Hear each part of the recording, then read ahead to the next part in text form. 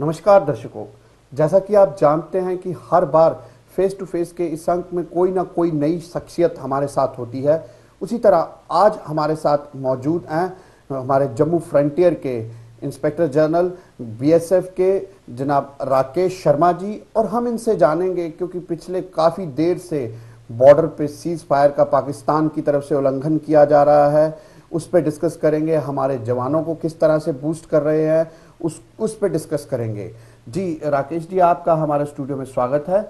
अजी साहब, सबसे पहले मैं आपसे ये जानना चाहूँगा कि पिछले लगभग एक साल से पाकिस्तान जो है वो सीज फायर का उल्लंघन कर रहा है, और किस तरीके से आप इन सब चीज़ों को मैनेज कर रहे हैं? देखिए, लगभग एक साल से पाकिस्तान ने लगातार सीज फायर का उल्लंघन अंतर्राष्ट्रीय सीमा पर किया है। इसमें हमारी तरफ से एक पॉलिसी क्लियर है, हमारी देश की तरफ से पॉलिसी क्लियर है कि हम कभी भी फायर इनिशिएट नहीं करते हैं जी, और ये हमेशा पाकिस्तान की तरफ से ही फायरिंग इनिशिएट की जाती है, और हम इसके ऊपर काफ़ी रिस्ट्रेन भी इस्तेमाल करते हैं कि बिना किसी वजह के फायर को एस्केलेट ना खोला जाए। जी, लेकिन अगर मजबूरी है, और ख़ास करके जब पाकिस्तान हमारे सिविलियन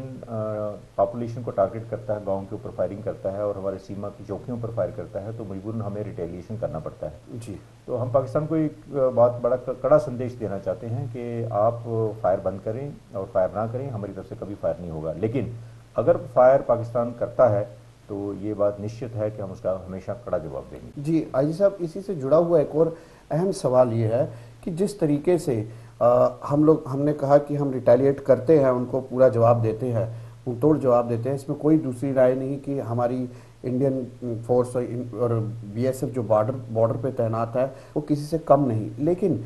जब वो बंद कर देते हैं फायरिंग, तो वहाँ के लोग जो गांव के हट के पीछे जाते हैं और फिर वापस अपने अपने गांव में आ जाते हैं। इन दैट पीरियड कुछ समय के बाद फिर उन पे अटैक किया जाता है, हमला किया जाता है। तो उन लोगों की सेफ्टी के लिए क्या बीएसएफ कैसी स्ट्रेटजी बनाता है? देखिए, हम इसके बारे में लगातार एक कड़ी पैनी नज़र बनाए रखते हैं हम बॉर्डर के ऊपर, और जैसे ही पाकिस्तान ऐसी कोई गतिविधि करता है तो उसकी सूचना हम तुरंत सिविल एडमिनिस्ट्रेशन को दे देते हैं और गाँव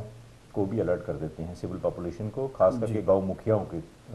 जरिए, जो सरपंचेस जो होते हैं, गाँव के नंबरदार वगैरह होते हैं, उनके थ्रू हम तुरंत सूचना दे देते हैं और उनको ये हिदायत दे देते हैं कि वो सेफर साइड पे चले जाएं, या कई गाँव के आसपास में एक सेफ बंकर्स बनाए गए हैं जी, जो कि शेलिंग और खास करके क्रॉस बॉर्डर फायरिंग जब होती है तो उसके उस बंकर्स को यूज किया के लिए, ताकि उनको एडिक्वेट प्रोटेक्शन दी जाए। क्या आईजी साहब, जिस समय फायरिंग खुल गई होती है दोनों तरफ से, तो उस समय क्या मौका मिलता है कि उन लोगों को वहां से मूव करने का?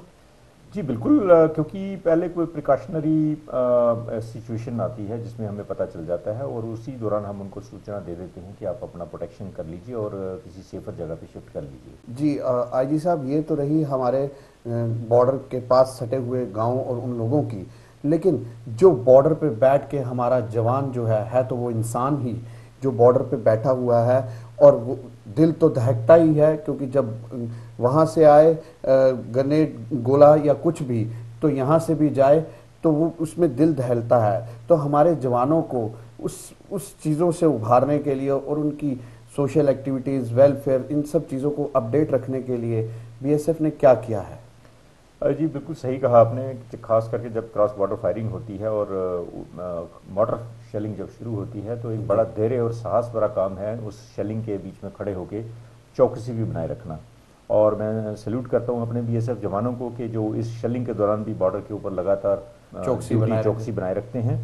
और चौकसी के साथ साथ में पाकिस्तान की शेलिंग का कड़ा जवाब भी देते हैं जी। और मैं उनका फ्रंटियर कमांडर होने के नाते मैं उनके लिए ये यकीनन बनाना मेरा काम है कि उनका पूरा वेलफेयर देखा जाए, खास करके अगर उनको कुछ शदीद चोट आती है, उनको इमीडिएट इवैक्यूएशन है, उनकी इमीडिएट कंपनसेशन है, सबसे बढ़िया ट्रीटमेंट है। उसके बाद जब वो ड्यूटी से ऑफ होते हैं तो एक बड़ा तनाव भरा काम है बॉर्डर के ऊपर लगातार ड्यूटी बनाए रखना जी। उस तनाव से जब वो बैरक की तरफ आते हैं तो वो तनाव मुक्त रहें और अपना अच्छा खाना खाएं, अच्छी रेस्ट लें और मनोरंजन। जी आजी साहब, आपने बहुत बहुत बढ़िया इसका जवाब दिया, लेकिन हमारे दर्शक पूरे देश के, इस समय विदेश के भी देख रहे होंगे। मैं एक चीज़ जानना चाहता हूँ कि जो जवान हमारी सरहद पे खड़ा है, हमारे देश की रक्षा कर रहा है, हमारी आन बान और शान है। हम कहते हैं, सिर्फ वर्ड्स में हम कहते हैं हमारे जवान जो है हमारी आन बान शान है। तो क्या आज सिविल एडमिनिस्ट्रेशन और जो आम आम सिविल डिपार्टमेंट्स में काम करते हैं लोग, सिविलियंस हैं, सरकारी नौकरियां करते हैं, और उनका और हमारे जवानों का एक जैसा पे स्केल है, एक जैसा वेलफेयर है, एक जैसा राशन है, तो क्या आप हमारी तरफ से भी ये आवाज़ सरकार को जानी चाहिए, एमओडी को जानी चाहिए, होम में जानी चाहिए, लेकिन आपकी सुनवाई जो है वो हमसे ज़्यादा है, तो उन लोगों को स्पेशल पैकेज नहीं दिया जाना चाहिए? जी बिल्कुल, मैं इसमें आपको ये सूचना देना चाहूँगा कि बीएसएफ सीमा सुरक्षा बल के जितने भी अधिकारी हैं, जो उनके सबॉर्डिनेट ऑफिसर्स हैं या जवान हैं, उनके लिए लगातार रिव्यूज़ चलते रहते हैं। उनकी पदोन्नति के लिए, प्रमोशन के लिए,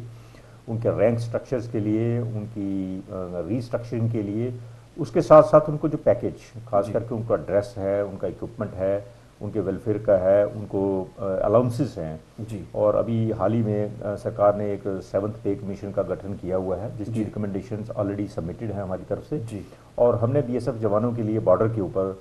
जो सीमा पर तैनात हैं और ऐसी रिस्क भरी ड्यूटी कर रहे हैं, उनके लिए स्पेशल पैकेजेस और स्पेशल अलाउंसेस की भी डिमांड की है जी। और जिसमें रिस्क अलाउंस खास करके शामिल है। मुझे उम्मीद है कि सरकार इसके ऊपर पक्का गौर कर रही है और वो अवश्य जवानों का इस वेलफेयर के ऊपर पूरा ध्यान देगी। बिल्कुल आजी साहब, आपकी आवाज़ को हमारे जवानों के घर वाले भी सुन रहे होंगे और जवान भी सुन रहे होंगे, और मुझे लगता है कि इससे उनका हौसला जो है वो ज़रूर बुलंद होगा। जी आजी साहब, एक और इसी से सटा हुआ प्रश्न है कि जिस तरीके से हमारे जवान जो है बॉर्डर पे मुस्तैद रहते हैं, उसी तरह जब वो अपने बेस कैंप पे या अपने बैरक में वापस आते हैं, तो कोई आसाम से है, कोई बिहार से है, कोई कश्मीर से है, कोई नॉर्थ ईस्ट से है, उनकी सुविधाओं के लिए, उनके घर में बातचीत करने के लिए और अच्छी उनको खान पान के लिए क्या सुविधाएं मुहैया करवाई गई हैं? जी, सीमा सुरक्षा बल तो एक मैं कहूँगा कि मिनी भारत है। अगर आप किसी एक बीएसएफ की बटालियन में या किसी कंपनी में चले जाएं तो आपको हिंदुस्तान के हर प्रांत का वहाँ पर जवान मिलेगा। बिल्कुल सही। बड़ी खुशी की बात है देखते हुए कि सब एक साथ सभी जवान सुबह खाना ब्रेकफास्ट करते हैं, लंच भी करते हैं और रात का भोजन भी करते हैं, और टाइम टू टाइम उनके वीकली जो हम मीनूज़ बनाते हैं वो उस चीज़ का सबका ध्यान रखा हो कि असमी है, जहाँ साउथ इंडियन है, जहाँ बंगाल का रहने वाला है, उनके भोजन भी उनको परोसे जाएं जी। और उनके आजकल सैटेलाइट का ज़माना है और काफ़ी चैनल आ रहे हैं जो कि रीजनल हैं। बिल्कुल। तो हम सभी बॉर्डर और पोस्टों पे सभी एक कलर टेलीविज़न, रंगीन टेलीविज़न की व्यवस्था, एक नहीं 3 से 4 टेलीविज़नों की व्यवस्था हर बैरक में होती है, और डिश चैनल्स हैं और जवान अपने रीजनल चैनल्स देखते हैं। और हम कोशिश करते हैं कि उनकी जो कंप्यूटर के थ्रू जो भी उनके रीजनल न्यूज़ हैं, उनके प्रिंट आउट उनके बीओपी तक पहुंचाए जाएं। और हालांकि पर्याप्त magazines, newspaper, indoor games, outdoor games, घर बात करने के लिए बिल्कुल, क्योंकि इसका की सुविधा आगे बिल्कुल फॉरवर्ड एरिया इलाके में नेटवर्क नहीं है, लेकिन जब वो अपनी पोस्ट पे बेस पे आ जाते हैं तो वहाँ से नेटवर्क उपलब्ध है और वो अपने घरों से बात करते हैं, बात कर सकते हैं, आराम बात से करते हैं। जी बिल्कुल। छोटे शब्दों में कहा जाए कि हमारे बीएसएफ के जवानों को हर सुविधा जो है वो मुहैया करवाने में बीएसएफ के जो इस समय हेड हैं जम्मू फ्रंटियर के, वो पूरी पर्याप्त कोशिश में है जी। आई साहब, इसके साथ एक और अहम प्रश्न कि अभी आए दिनों में बीएसएफ के एक जत्थे पे जो हमला हुआ है, उस बारे में आपका क्या कहना है? देखिए, पहले मैं तो ये कहूँगा कि ये जो कॉन्वॉय जम्मू से श्रीनगर की तरफ जा रही थी, ये महज एक इत्तेफाक है कि वो बीएसएफ की कॉन्वॉय पे अटैक हुआ, अदरवाइज बीएसएफ कॉन्वॉय टारगेट नहीं था, क्योंकि सुबह का वक्त था और काफ़ी सुबह ये अटैक हुआ है, जिसमें बड़ी मुस्तैदी से हमारे कांस्टेबल जो कि उस बस पे जिस पे ये हमला हुआ, कांस्टेबल रॉकी, उसने जो वीरता का और साहस का जो कोई दूसरी राय नहीं है, कोई दो राय नहीं है कि जिस साहस के साथ वो लड़ा है जी। और उसने मौके पर ही एक टेररिस्ट को मार गिराया। अदरवाइज जो डैमेज है वो ज़्यादा होता। उसने सारे अपने जो साथी थे उनकी सुरक्षा के लिए अपनी जान दे दी, लेकिन उसको टेररिस्ट को बस के बाहर ही मार गिराया जी। तो मतलब आपका कहना है कि ये एक इत्तेफाक था? जी, ऐसा है कि प्लानिंग नहीं थी बीएसएफ कॉन्वॉय को ही टारगेट करना है, वो किसी भी सुरक्षा बलों का काफिला की तलाश में थे और एक महज इत्तेफाक था कि बीएसएफ की कॉन्वॉय उस वक्त आ गई और उन्होंने उसके ऊपर अटैक किया और बीएसएफ के जवानों ने मुंह तोड़ जवाब दिया। इसमें कोई दूसरी राय नहीं कि आपका जो जवान है और रॉकी उसने उनको मुंह तोड़ जवाब देके उनके इरादों को नस्ते नाबूद किया। जी आईजी साहब, एक और अहम सवाल आपसे ये पूछना चाहूँगा कि जब वो बेस कैंप पे पहुँच जाते हैं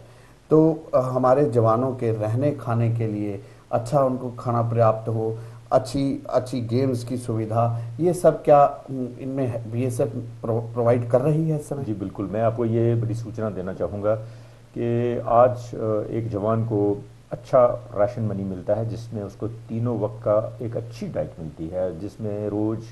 और हमेशा हमारे डॉक्टर्स जो हैं वो इसको एग्जामिन करते हैं, उनको जिनकी जितनी उनकी कैलोरीज पर डे चाहिए और जितनी उनको डाइट चाहिए, जिसमें फ्रूट्स हैं, मिल्क आइटम्स हैं, नॉन वेजिटेरियन वेजिटेरियन के लिए अलग अलग फूड, वो उसकी क्वांटिटी, और ख़ास करके हम कुकिंग मीडियम भी बड़े सेलेक्टिव तरीके से इस्तेमाल कर रहे हैं ताकि उनको कोई हेल्थ के ऊपर कोई बुरा असर ना पड़े। और साथ ही साथ हम उनको ये भी हिदायत देते हैं व्यायाम करना बहुत ज़रूरी है। तो काफ़ी पोस्टों पे हमने छोटे मिनी जिम्नेजियम भी बना दिए हैं और आउटडोर गेम खास करके जिसमें हैंडबॉल, वॉलीबॉल, कबड्डी इत्यादि जवान लगातार खेलते हैं, अपनी छोटी छोटी टीमें बना के खेलते रहते हैं। जी बिल्कुल जी, ये तो रही हमारे जवानों की बात। अब एक और समय की नज़ाकत को देखते एक आखिरी प्रश्न आपसे ये पूछना चाहूँगा कि जिस तरीके से हर साल हमारे बॉर्डर एरियाज़ में फ्लड आता है और बॉर्डर से सटी हुई जो सीमा है वो खासकर जो हमारे पोल्स हैं, वायर्स लगी हुई हैं, वो डैमेज हो जाती हैं, तो किस तरीके से आप उन सबको ज़मीनी सतह पे मैनेज करते हैं? जी, सीमा सुरक्षा बल का सारा बॉर्डर इंफ्रास्ट्रक्चर आगे है और बॉर्डर के ऊपर है, और जितने भी सीजनल नाले हैं, बड़ी बड़ी नदियां हैं हमारे क्षेत्र में, वो मानसून सीजन में खास करके पूरे फ्लैश फ्लड्स में बहती हैं और बॉर्डर इलाके को काफ़ी डैमेज करती हैं जी। लेकिन हमने इतना सिस्टम इंस्टीट्यूट कर रखा है कि जैसे हमारी इंजीनियरिंग सपोर्ट सिस्टम है और जिसमें इलेक्ट्रिकल भी है और सिविल भी है, मैकेनिकल भी है, वो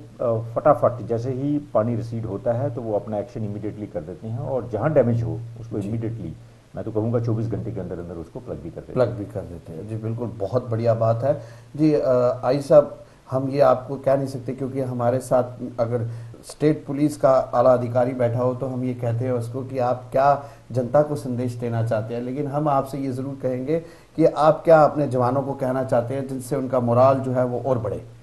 मैं अपने जवानों को यही कहना चाहूँगा कि आप जिस तरीके से अपने आप को समर्पित कर रखा है राष्ट्र की सुरक्षा के लिए, उसी तरीके से समर्पित रहें,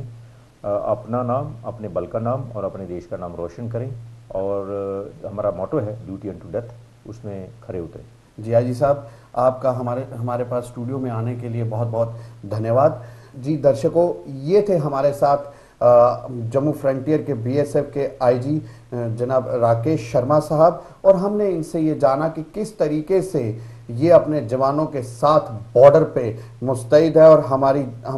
जनता की रक्षा के लिए, क्योंकि ये हमारे भारत की आन बान और शान है, क्योंकि बीएसएफ जो है बॉर्डर सिक्योरिटी फोर्स, सबसे पहला कदम जो है वो इन्हीं के पास होता है हमारी रक्षा के लिए, ताकि जो कोई दूसरा देश है वो हमारी देश की सरहद को क्रॉस ना कर सके, कोई इन्फिल्ट्रेशन ना कर सके, कोई आतंक ना फैला सके, कोई ऐसी गतिविधि ना कर सके, उन सब को चोक करके रखने के लिए बीएसएफ जो है हमेशा मुस्तैद है। और ख़ासकर जो इम्पॉर्टेंट है कि जो पाकिस्तान ने पिछले 1 साल से सीज फायर का जम्मू व कश्मीर में उल्लंघन किया है, खासकर जम्मू में ज़्यादा उल्लंघन किया, उसका मुंह तोड़ जवाब जो है वो बीएसएफ ने दिया है। इसी के साथ दर्शकों, आपसे विदाई लेंगे, फिर अगले अंक में हाजिर होंगे इसी समय,